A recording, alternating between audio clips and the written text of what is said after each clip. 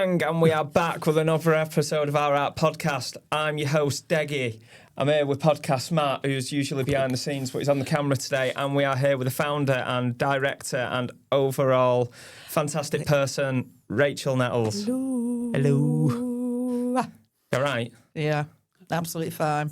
Just fine. Everybody's looking at me. Yeah, Don't well, look we at are, me. aren't we? Well, you're over there, we're I over know. here. Yeah, it's kind of like a dodgy job interview, this. And It's Isn't going to it? look weird if I'm just talking over there where there is I no suppose one. so. Yeah. Everybody's looking at me. But it's all good. I'm having We're an interview. the Anyway. Knights of the Round Table. There's three of us around this lovely table. And we are here to have a natter today about all things 1853 and Oldham. Oldham and the progress of what we've done from when we first started. And since 2019, how many years? Is that 8 years? 7 years. 7 years? Yeah. Yeah. Best Yeah. get planning that 10-year anniversary, Rach. Oh, dear hell. Coming up quick. Isn't it? And just for you have been on before. I have been on before. But just to make it clear to listeners, the jingling and the jangling that you can hear is Rachel and her many jingle I don't jangles. hear it. No, well I hear Yeah, it you're more used than to you will it. because I've got the headphones on, so I can. So that's you jingling. So I bet it's a nightmare for you in airports. Beforehand, before I go to bed, because it's usually stupid o'clock flight, I put them all in a plastic bag the night before, put them in my bag, and then I'm rocking. Yeah. I go right through security, not a problem. But no, I always get stopped. Always, because my bra always sends it off. So 2019, that's when you open your doors there. So 2019, started building 2018. yeah, so what was the initial idea? When did the idea come around and what did the timeline look like? I got the opportunity once.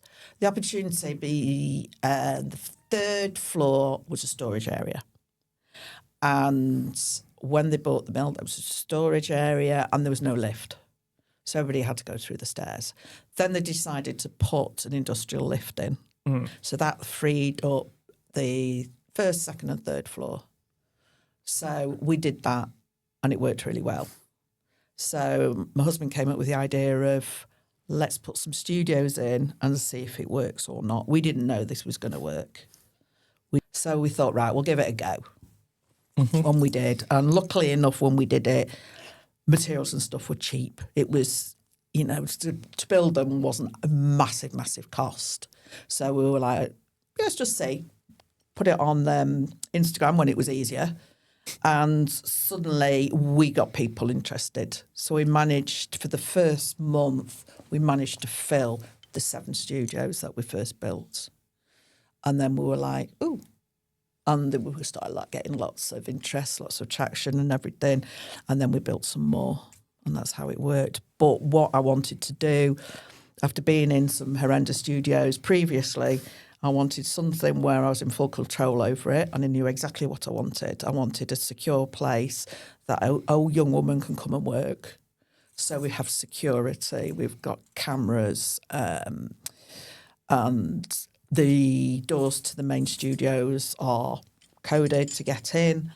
And your own studio, you have your own individual studio that's locked as well. You can lock it from the inside outside. And I think I've done that. And also a pre-purpose built studio for artists was another thing that I wanted. So you've got a good quality product for a reasonable price. Mm-hmm. And it worked. You got to think, though, in the last 7 years or so, it's just grown from strength to strength because that original side has then expanded onto the top floor of the other mill. And then you spend thousands and thousands of pounds on a lovely art gallery as well. Because everything is self-funded. We've not waited. Luckily enough, we were in the position to carry on and we weren't waiting for any funding at all. But I think the price is good for the quality of what you get. Mm-hmm. And I remember, when I was looking...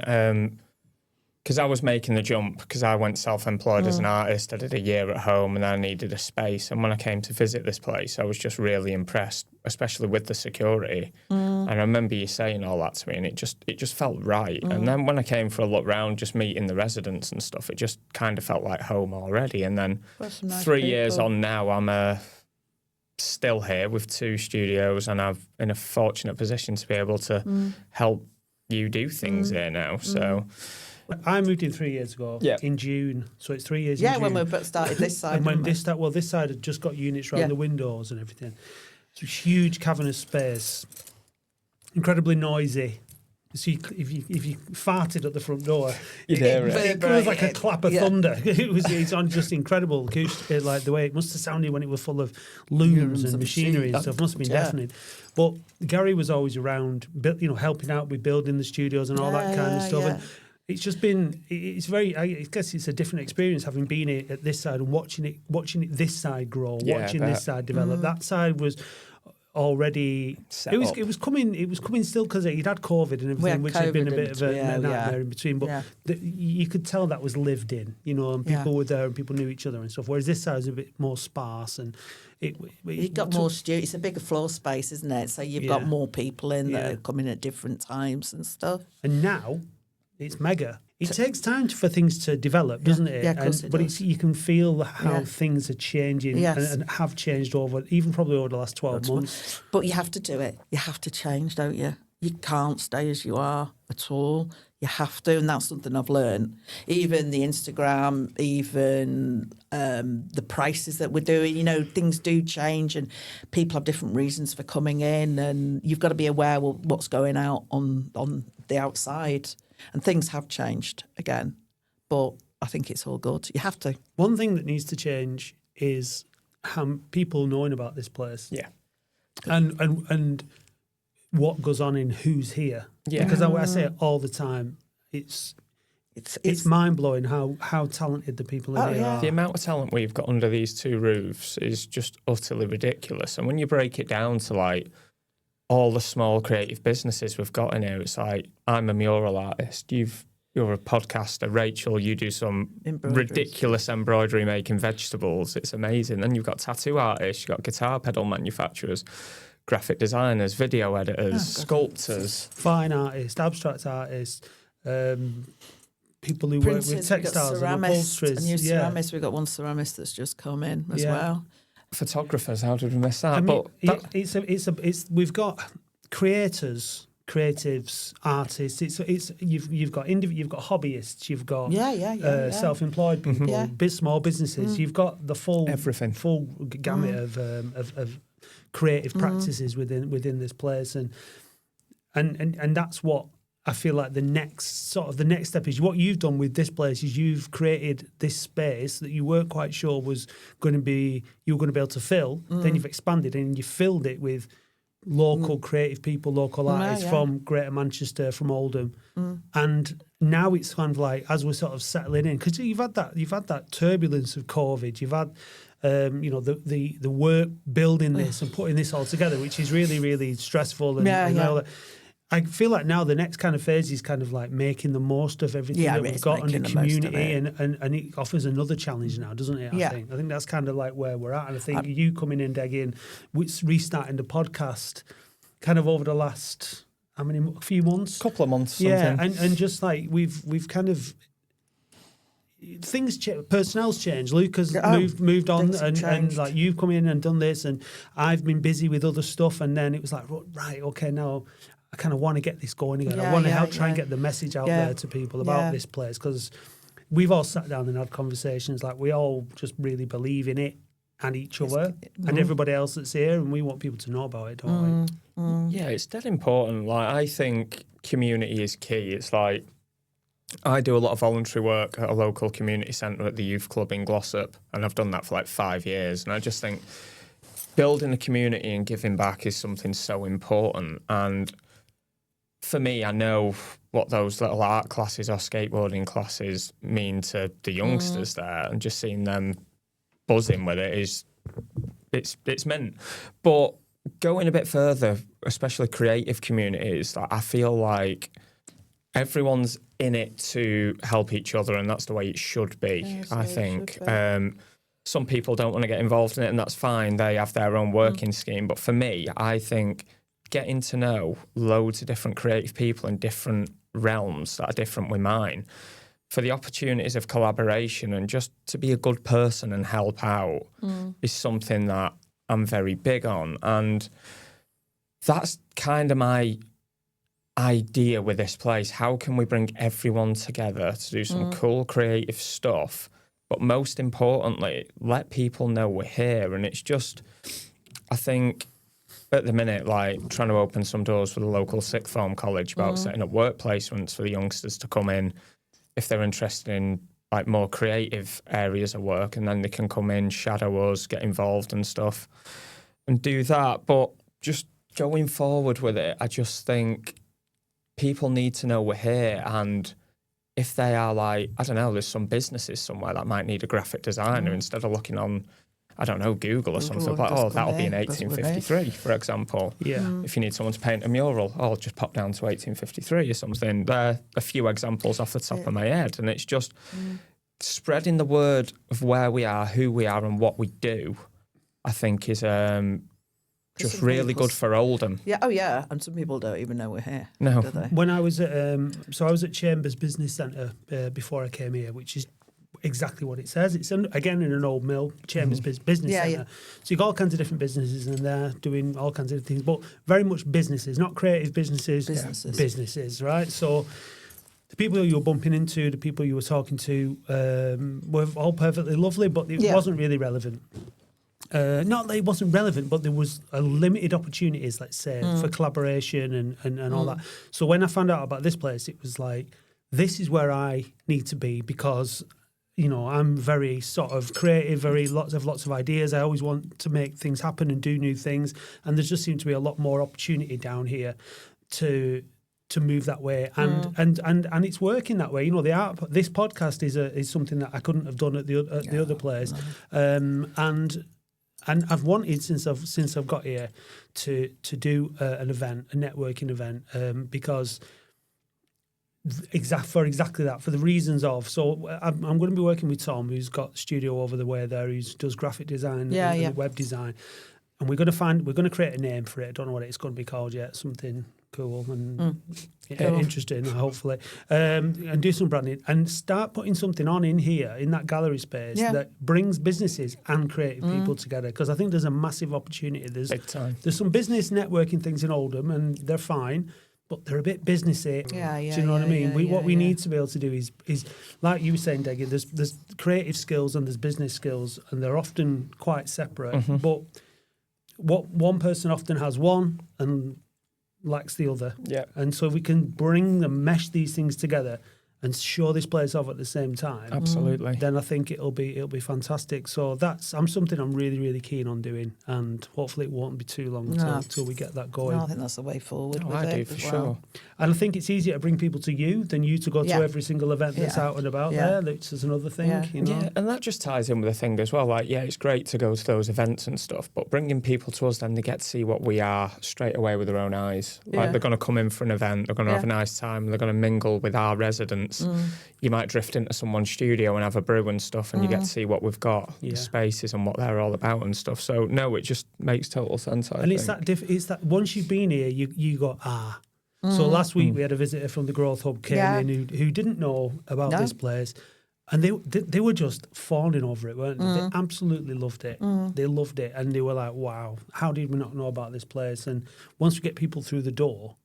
I was the same when I came here for the first time. When you showed me around, I was like, yep. So where do I sign? Where do I sign? I was. As soon as you poked your head out that door, I was like, she looks as mad as a box of frogs. Cheers. It's great. I'm in. Sign me up. How many creative businesses are in here? Is it about 80 or something? 80, about nearly 90. It's ridiculous. Yeah. It's great. Yeah. Like, just to have that facility for people to come in and do what they do. It's a great thing to have. And then it's just like looking forward to the future. It's just like, what does that hold? And it's just like my view on it in a way is like, I want to do some cool, interesting thins like that involve our residents, and then also bring in some people in, like, because my background, like I'm in a semi-professional band. I've toured Europe. I've done loads of things. We've had a bit of chart success and stuff. So I'm pretty well connected in the music world in a way. And like part of my vision is like, for example, who do I know that's maybe in a band that's also an artist, but they don't shout about it that much. And that's like, get them in, do a show. They can do a bit of a Q&A and talk about it, for example. And as well as that, like, I've run a venue as well. So it's just like, there's that side of it. But whilst you're also bringing that cool stuff in, externally, internally, how do we get some cool things on in our galleries that are going to showcase our residents and make sure they have a good show from it and then get some good content from it? Prime example was Federico's show in Mill 1 the other day. Like, he absolutely nailed it. Beautiful selection of work. And he brought over a fantastic musician called Perry Frank from Sardinia that did a soundtrack especially for the show with nice projected visuals as well. And it was just a really complete show, And I don't know, like, just quirky, cool things that can go on. That's just getting it out there and bringing people to us, really. And just making the spot, making the most of the spaces that are here. Both sides of the mill have got different characters, different characteristics, really, really great spaces. Kind of immersive spaces. It's kind of like, it's not like a theatre or something where you've got a distinction between the stage and the audience and things like that. What I've really like about the spaces, and Ripples was a great example of that, where you are immersed in it. And Federico's show was a similar kind of thing. You just felt like you were in the artwork. Like, and that's the difference between these kind of spaces and those alternative kind of spaces. It was good last summer when we had Dare to Know Theatre, where we used the loading bay. Yeah. For a play. That was really lovely. I love that. I'd love to get a band on that loading bay at some point. It was really good, and they drove the car into the loading bay and did the play. It was brilliant. Wicked. And that Dare to Know are a great example of, like, we are in Oldham, right? And we say that proudly. And I'm from Oldham, and I'm a massive advocate for Oldham. It has its detractors as well as its supporters, but Dare to Know Theatre are a really good example of what they describe themselves as, a working class theatre company. They're from Oldham, and that's what they are. They are what they are. And being able to use that loading bay was a really good metaphor and example of, like, you're not trying to be something that you're not. You write a play for, that was set in Oldham in that environment, and it was what it was, and it worked really, really well. There's no pretension there. No. It's just this is what it is. Those weeks. And they're brilliant, and it's going to be doing it again, aren't they? Yeah. They want to use the smoking shelter for something, which I think is great. Brilliant. I'm like, dear, all right. But there's little things like that, because I know they're going to come up with a really killer plan of festivities for their festival. And I can't wait to see what they've got planned for it. It's going to be great. It was nice because it was like the full respect for both of us on both sides. And it worked well. Yeah. Didn't it? It worked really, really well. But they've got that similar kind of ethos, and we've spoke about this as well. And that's what's great about this place. It's not pretentious. No. It's. I always go back to that first open day in September 2023 was the first time I really got to go and have a poke around everybody's studios and see a display of the work. And you could have walked into a gallery anywhere in the country and been impressed by the work that was on show. Fantastic. But it is just a load of people generally from up north or who live up north who are just doing their stuff. And it's not pretentious. It's accessible. The people are accessible. And that, I love that. That's kind of like what I would love to. That's why I want to get the work and the people of 1853 out there, and more people in here to say, look, being an artist, being a creative, do it, get on with it. It's not for one class of people, it's not for one group of people. It's for everybody, and I find that really inspiring about this place. And I think as well on the management sort of side, we do care. If something's wrong, I do my best to fix it. I'm not just going to ignore it because I care about what happens here. I care about the people and the whole building, as much as I possibly can do, because it's important. There's another big topic we need to touch upon here, and that is Oldham itself. It's one of them. Like, I'm from Glossop originally. I still live there, proud of that. But ever since I was a kid, I used to always come to Oldham on a Saturday afternoon when my parents would go shopping around the Spindles and that and stuff. I was like less than 10, so I've been coming here for ages. And then before I went self-employed, I worked for cash converters for years. So I was Which one was that one? Well, I was in Hyde, yeah.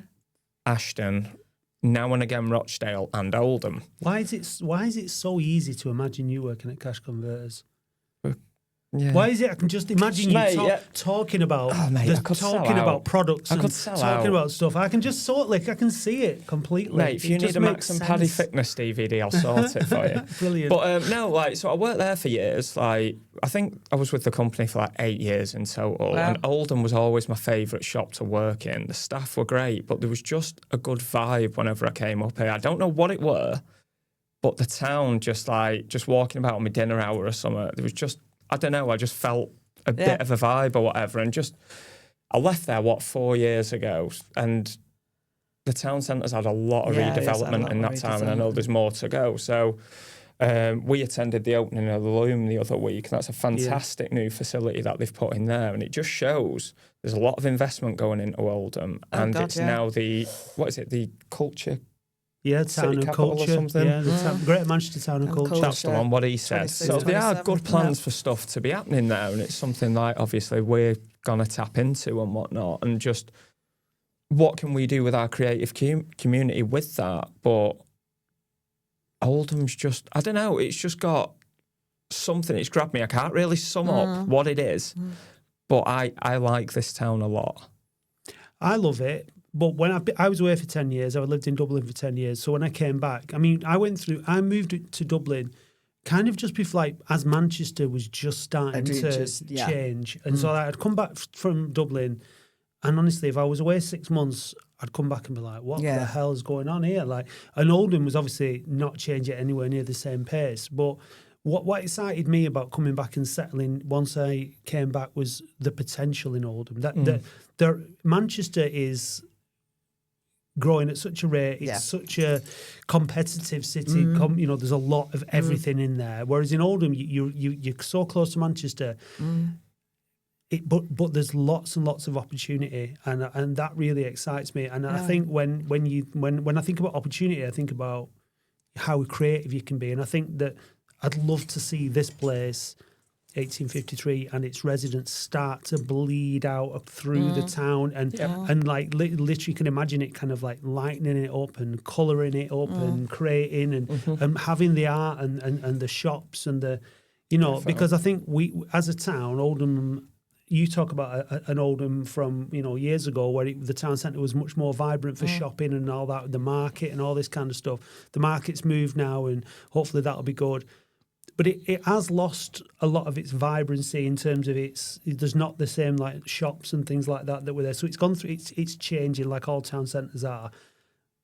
There's an opportunity for different types of businesses to come into Oldham and offer different types of things, and it's exciting that I feel like we can be part of that here. I think that why go looking for creativity elsewhere? You've got all these people right here that can help to bring the town centre to life, to help bring different types of businesses in. I think Stockport and Rochdale in particular have done a lot of work around regenerating the town centre, bringing art into the town centres. I think that Oldham is primed and ready for that kind of thing now, and that really excites me. Oh, for sure. I'd absolutely love to paint a mural in the town centre somewhere. For example, we've got that one in the summer we're going to do here. Well, we'll do something cool, won't we? Just need to design it first. But just do something on the high street there and get a bit of colour on the walls there, a bit of vibrancy. That'd be smart, and that'd be a good advocate, because you can always put something in the bottom corner. QR code 1853 Studios or something. It's just. That's it. Going back to before, there's a lot going on in the town, changing there, and then we need to kind of get involved with something along the lines of that, and then, as I said before, work placement and stuff. Just getting together with the community and just doing it for the greater good and the right reasons, I guess. So, true, right. I mean, I think back to what Manchester was like when I was a kid and prior to that. And you think, because I'd often listen to things like be on the radio and stuff, and they'd be saying you talk about Manchester music and all that from back in the day, and say, why was Manchester such a vibrant place for this, that, and the other. And there was a number of reasons, but mainly a lot of it was because it's a shithole. Yeah. And like, if you live in a shithole and it's dark and it's grey and it's grimy and there's not much work and blah blah blah, people kicking back. People create.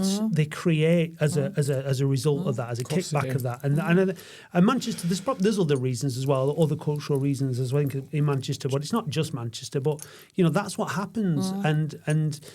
But the sort of industry and post-industry, I find it quite inspiring. Like I find these buildings and the kind of the fallout from our industrial past really inspiring for me creativity and stuff like that. Like just being in this mill, just being in a mill. I find it really grounding. I find it like, I don't know, I guess it's just part of me heritage or whatever. Just knowing what went on in it and stuff like. I think the ancestors like us here.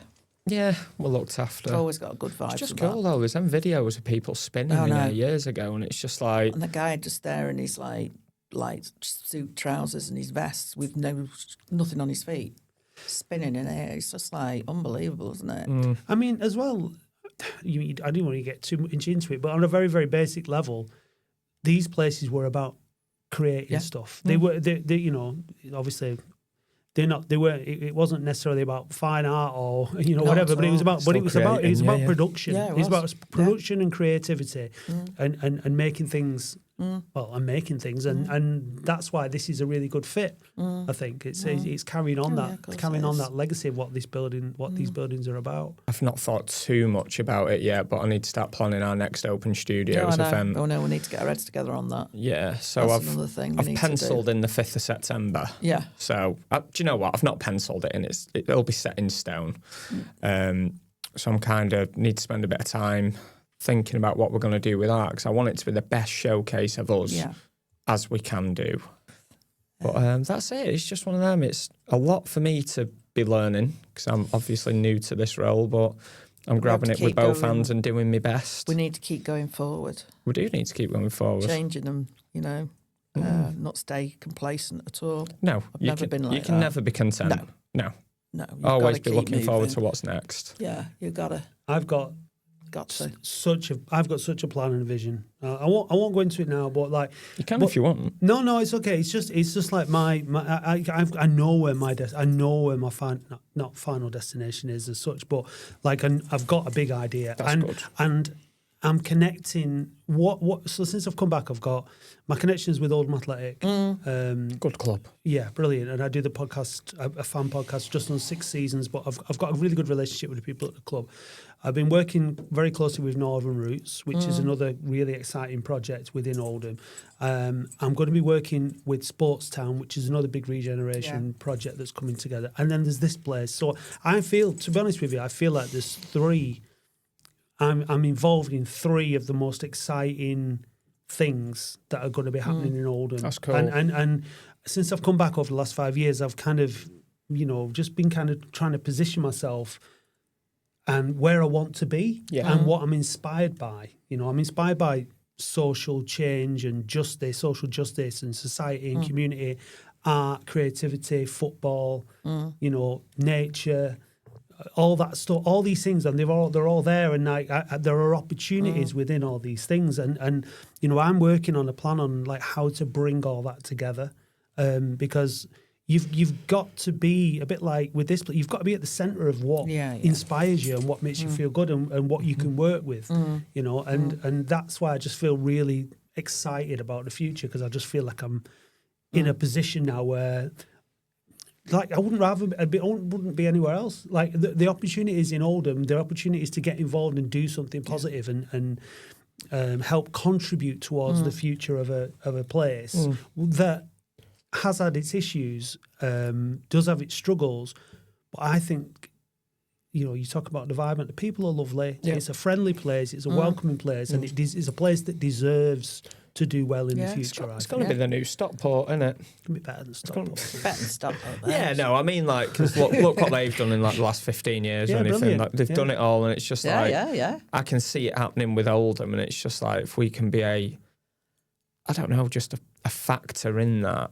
It's interesting. I want to be more than a factor. But there's like differences in. So what Stockport have have done better than Oldham has over the years is they've kept hold of more of their old architecture. So there's buildings that are like really impressive, and the centre of Stockport is just geographically different and well suited to sort of making it look a bit more aesthetically pleasing and oldie worldy than Oldham is. In Oldham, we used to have all those buildings; they've knocked them all down. Yeah. So it's kind of changed.